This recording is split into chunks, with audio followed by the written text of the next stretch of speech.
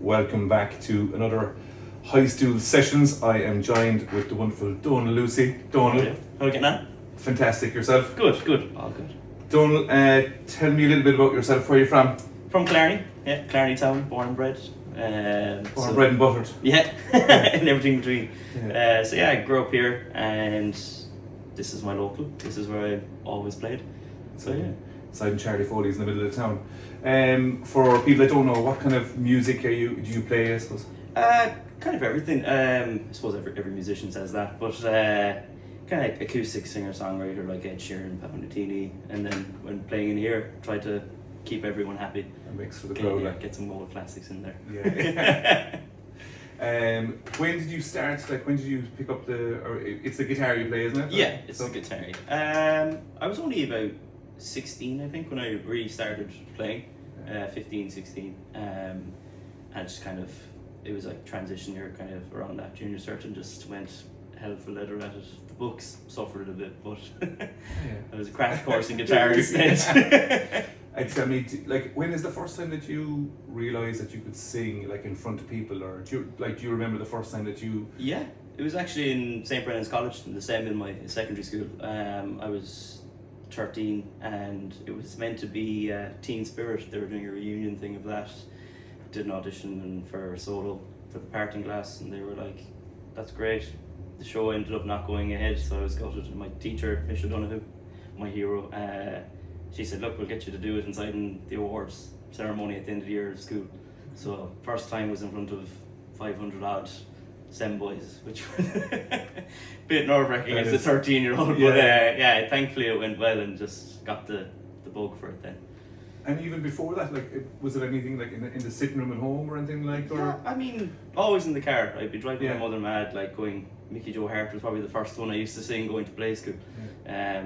But I was always sports, so I never really thought I played piano. We all played piano in the house, but it was just kind of a thing we did. I never thought about it until kind of started getting older, and then realised, oh, I can sing whatever I want and play stuff, or that isn't classical music and things like that, and then just kept going. That's a big first step. Yeah. And with that 500 people, was that in the school? That was in the school, in the old study hall. So it was the end of the years, and playing. I was actually playing with Stephen O'Leary from The Rising. He was backing me on the accordion, so I had to sing the parting glass. That was the first ever. Voice has changed a lot since then. It was a lot higher of a song then compared to now. But it's good. Yeah. That's an amazing thing, even to be able to bring out of school. You know, I mean, that experience itself really. I mean, I'd be a big believer in leaving the books aside. Like, you know, To be fair, that the same, like, the music department is fantastic. Like Neil now, who's kind of running it. I had her in the Pres for music at the time as well, in 5th year and 6th year, and she helped me to get to music college.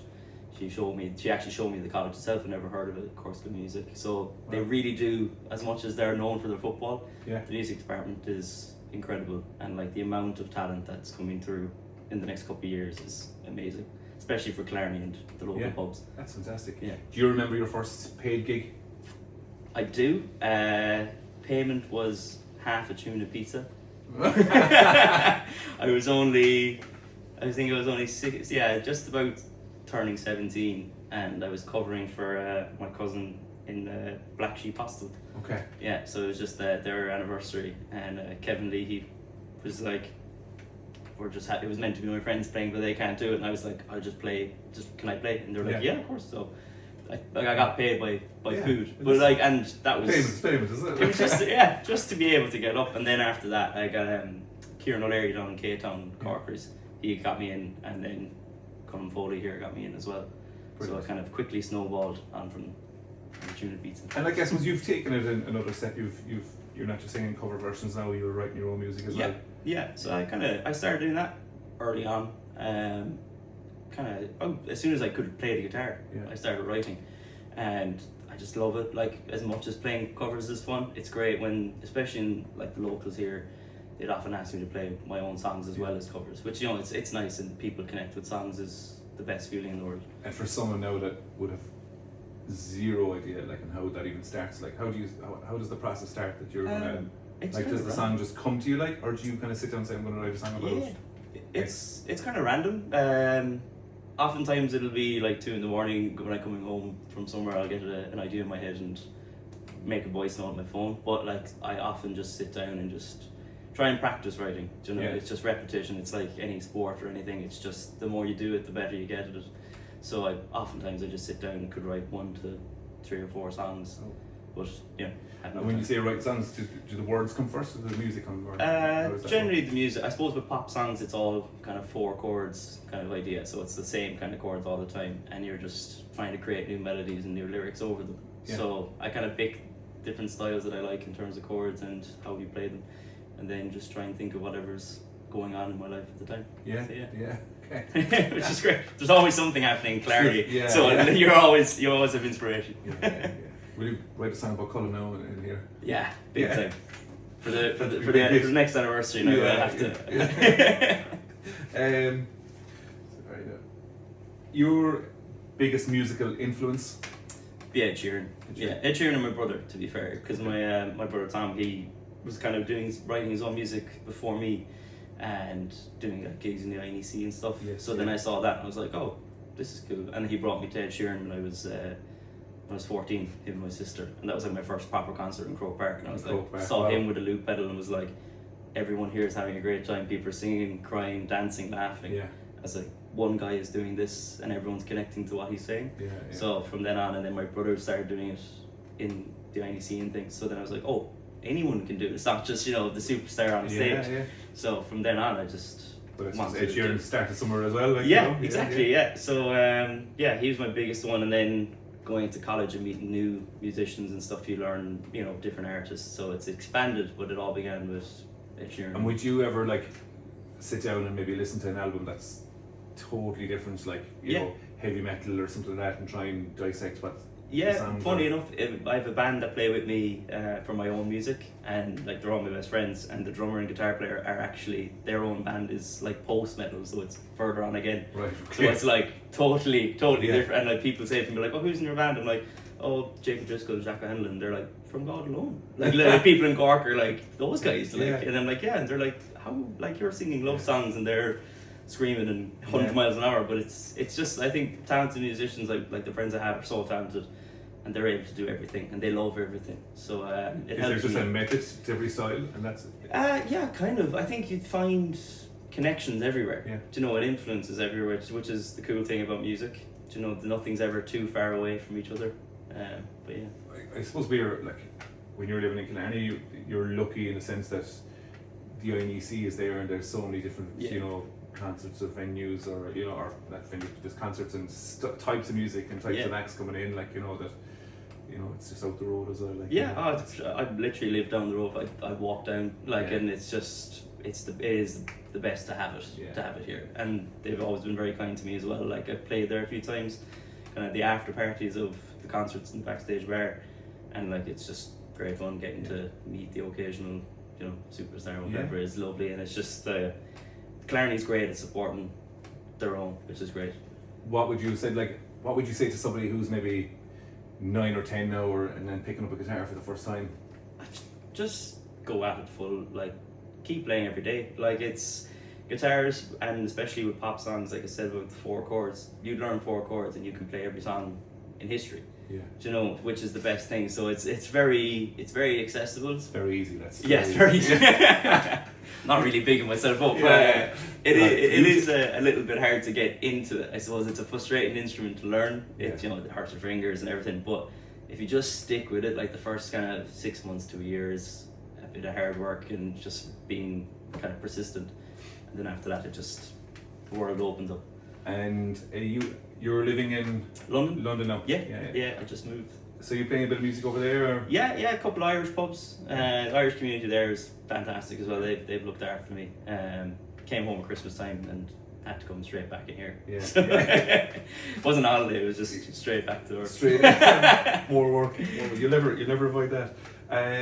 Like, what's the dream, I suppose, and such? Or like, do you put your targets into like 1 year, 3 year, 5 year kind of thing, or? Yeah, you try to. I suppose the way music's gone with TikTok and Instagram and everything, it is relentless. Do you know, you're nearly expected to release every month or every week. Do you know, which isn't really happen. Like it can't happen. It's not feasible really. No, Yeah. so I think it's trying to make sure you run your own race and not kind of get too worried. So I try and make my own plans with it, but obviously everyone's doing their own thing, so it's very hard to keep plans on track. Yeah. And one song could take a week to record, and the next one should be the shorter again, but ends up being 3 months. You know, and it's just the way it is. So yeah, I just trying to write my own and kind of work on them. Luckily I have a lot of friends from Cork School of Music in London, so kind of doing sessions with them and going to record them, release them, and hopefully get a bit of traction and try and tour. And what's the process like there in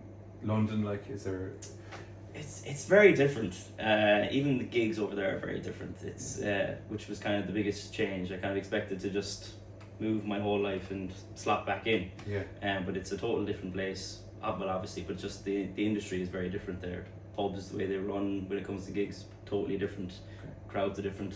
Not as good fun. To be Yeah, fair, the Irish yeah. crowds are always better. Yeah, But the Irish pubs over there, to be fair, are fantastic. And yeah, writing music over there it's kind of any place you go to, you feel like there's new songs waiting for you there to write.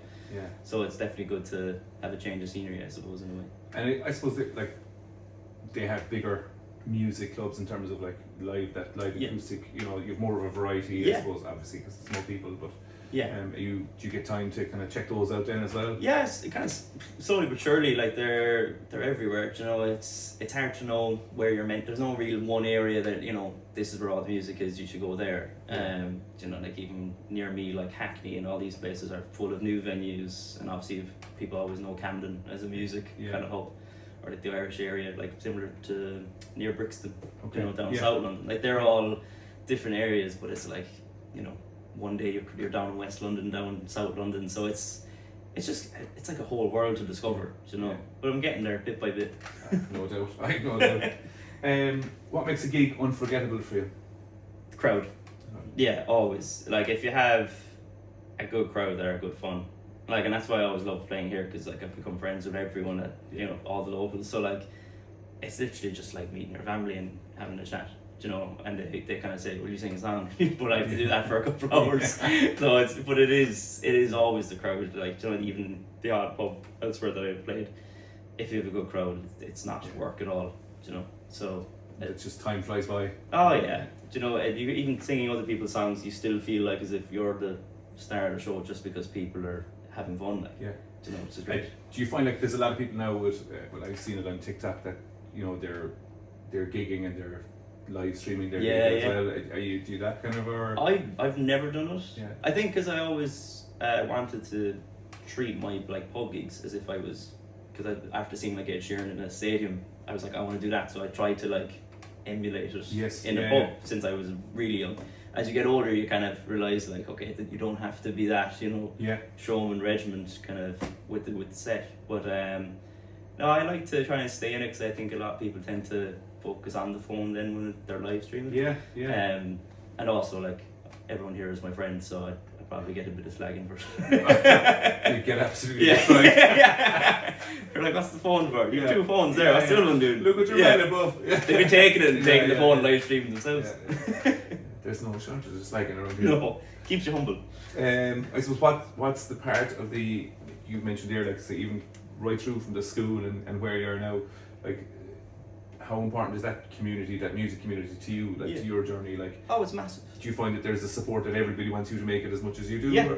definitely so. Like even like you've other bands here, like the lads Simple Things, like they're flying it, and you know, you bump into, they might be playing early if they're on the weekend, and you're playing after them, and you meet each other in the car park, they're bringing gear out and you're bringing gear in, you're chatting, you know, and it's nice. Like especially it's the same with London, but like it's nice having a community of musicians, and publicans as well are obviously involved with that as well. You know, Absolutely, and everyone gets and everyone understands, and because there's other places I played like up the country, and it's just, you know, the bigger cities, it's like kind of, there's none of that fun and community. It's like you have to come in, play here, that's it, done, gone. Do you know, like, and it's like a machine. Whereas Killarney's community is fantastic. Have you like your favourite gig you've ever done, like a memory or a part of that kind of? Yeah, I think with my own music, I got to support Roisin a few dates around Ireland. There was a really cool one in Portlaoise. even stopped in Portlaoise in my life, drove through it on the way to Croke Park for games. Not even Dublin, just no, Croke Park. Stopping in midway and keep going. Yeah. But that was really cool because it was just people that had no clue at all. You know, like obviously playing Mike the Poison Stone and stuff, some people would know you from playing there before. So playing to people that you'd never even seen in your life and they actually enjoy it was great. But I think my favourite one was probably the last night I had in Foleys before moving to London. It was just like a massive party. Like a going away night? Yeah, it was brilliant. Do you know, like, and everyone that had kind of come in throughout the year, like everyone was coming up to you that week because they posted about it. Yeah. And you're walking down the street and like people that you know from the pub were stopping you being like, I'll see you Saturday, do you know, and it was really nice and it made you feel like, people actually did enjoy me playing. So that was great fun. It was like 3 hours, nearly 4 I'd say. My whole I kept going. my family and my girlfriend came. Starting the set again. Yeah, people saying one more tune. I'm like, I don't have any more. I've done them all. But it was just great fun, like, and you know, it was just felt like a huge family. Yeah, was what it was like. Did you ever get nervous then? Like, say, do you know that if there's someone that you know that maybe hasn't seen a gig or they're coming in, do you ever kind of get nervous before it, or? Yeah, I think, especially like across the pond with like playing in new pubs, you're always nervous the first time playing in a new bar because you know you don't know what the crowd are used to. Like if it's their local, they could normally have trad or someone playing kind of older music, you know. So you're always kind of wondering how they're going to receive you. Or even what the situation is with equipment and stuff like that. And then when you're playing, like supporting another artist with your own music, that's always terrifying. Yeah. Kind of the first one, because you're kind of going, people have paid money to see the main person. Yes. And I have to annoy them for half an hour. Yeah. But luckily I haven't had any bad. I suppose you probably don't have enough time as well, as in because you don't get to do your full it's only about half an hour. Yeah. Do you know, and like I use a loop station when playing, so that adds a lot of time because you're building up the song before it. So, you know, you could only have maybe five, 6 songs. Okay. Do you know, so it's you do have to kind of make your impact quick. So the nerves don't help with that. And in that situation, then have you your 5 or 6 songs picked with you? Know exactly what it's. Yeah. It's just the same thing every night. Yeah. You know what works and what doesn't. These questions, I'm like, oh. I suppose why that big thing of why live music matters in a pub. Yeah. We look at this kind of maybe from the pub trade as well, but I mean from the musician side. Yeah. You know. I think like even being on the other side and just coming in for a drink, like if there's a regular musician or just any musician at all, like the atmosphere changes completely. You know, like rather than everyone kind of just sticking to themselves, their own groups, it's kind of, you'll have nights where people are coming up dancing, and you know, it's like 2 of my friends might be dancing, and then 2 people that have never been in Killarney, it's their first night, but they're on a night out. Yeah. Then all of a sudden they're all getting to know each other and be like, oh, great crack, and then you know, a connection there. Bar closes, go to the nightclub, and it's like the community that kind of music creates in a pub, the community feel. So like the regulars come in, they know you're playing on Saturday night, so they're going to be there. Yeah. You know, and it's like you're almost bringing people and the pub together in a way, not to like make it about me, but like a musician kind of does. Rather than people just having their night that they go, like Saturday night, people will come to see the regular fella playing, and then you know they don't even have to text their friend that they're going, they just know that person's going to be there as well, and it's just it makes a whole feeling there, but it's brilliant. And would you find out, say, if a lot of your gigs are on the weekends and stuff like that, you miss going like to gigs that you'd like to see yourself? Yeah. My mother would always say it to me, like, you know, if I was going to a concert in Dublin at a big booking hotel or whatever, and she'd go, it's only like 300 now total, like, or whatever, and she goes, yeah, but you know, it's this amount as well because you're missing the gigs. Yeah. And then all of a sudden you're thinking, actually, that's quite expensive altogether when I think about it. But I pick and choose, to be fair, and like luckily I've been very fortunate with the pubs that I played in that they're always very sound. Even if I have a support act that I have to play for someone else, last minute, like many a time, like Colm here has been like, go, that's pushing your own music, that's your career, you know, which is brilliant. And it's what I mean by Killarney supporting their own, they really push them to further themselves. And like, is there a gig that you're looking forward to going to now, or? I just saw Fred again in Alexandra Palace in London, and I've tried to see him like 3 times. He was in Dingle in Dick Max, and I drove all the way from Cork because I knew he was coming, and I missed the gates by like 2 minutes. They closed the gates because it was full, And I was stood outside with a bunch of people being like, I don't know this song, I only know the main one. I was like crying. And so finally got tickets, so me and my girlfriend and our friend went to see him. But I think coming up, there's nothing actually coming up. I suppose over there's gigs every week. It's everywhere. You know, so it's hard to pick. But I did miss Ed Sheeran in Dublin. I was meant to come, and because of the storm, my flight got turned around on the day, so I had to miss the concert. So if he comes back, I'd like to see him again. But.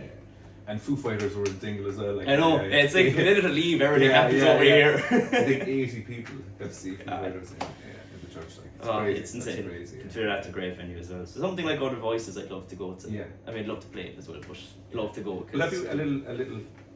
Yeah, oh, definitely, yeah. There's definitely, I think that's one of the great things in Ireland, music-wise, and like, you like the Ruby Sessions in Dublin, all these kind of, and Whelan's is obviously a venue everyone wants to play. Do you know, there's all these kind of trademark things in Ireland, along with the festivals. Tick the box kind of thing. Yeah, that you'd like to do it and have that experience. Yeah, so probably make my way to that now. In the so, next... like, if there's anyone listening from Other Voices, it's fantastic.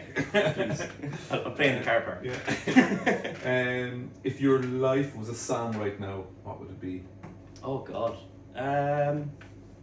It's a tricky one. That's the one I saw. And I was like, "Wow, that's a hard question." Yeah, to be honest, I'm trying to think of a title. Like, I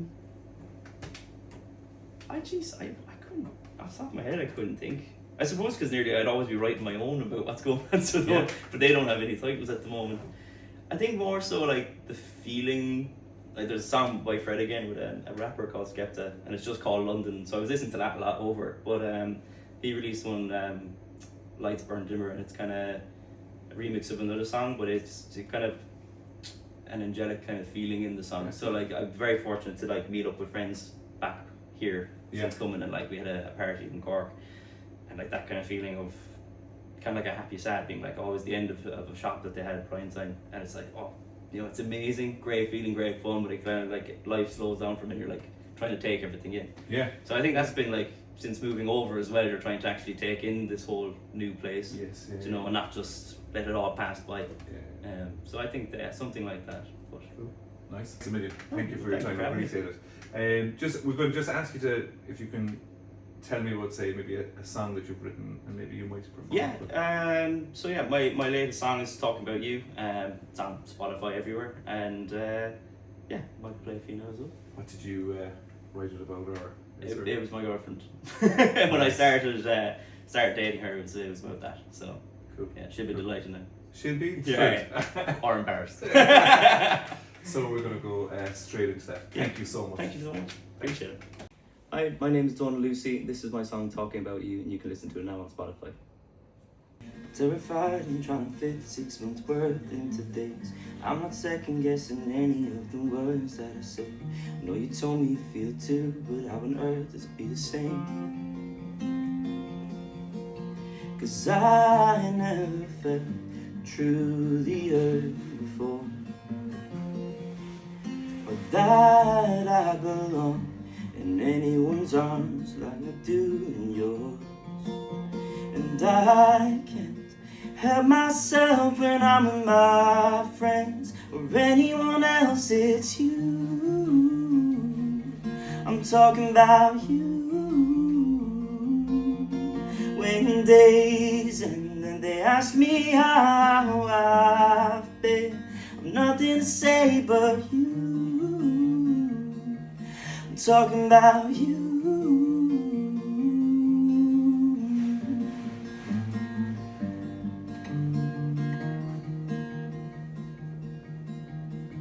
When you reply, I put the whole world on hold for a minute. I read every single word like a love story anime. It's been years since I've had the hero's life to be living. 'Cause I never felt truly hurt before, or that I belong in anyone's arms like I do in yours. And I can't help myself when I'm with my friends or anyone else. It's you. I'm talking about you. When days end and they're asking me how I've been, I've nothing to say but you. I'm talking about you.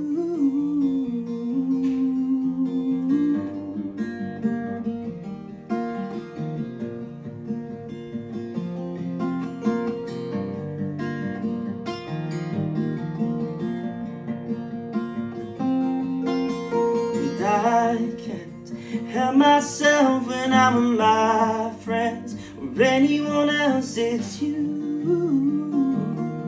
I'm talking about you. When days end and they're asking me how I've been, I've nothing to say but you. I'm talking about you.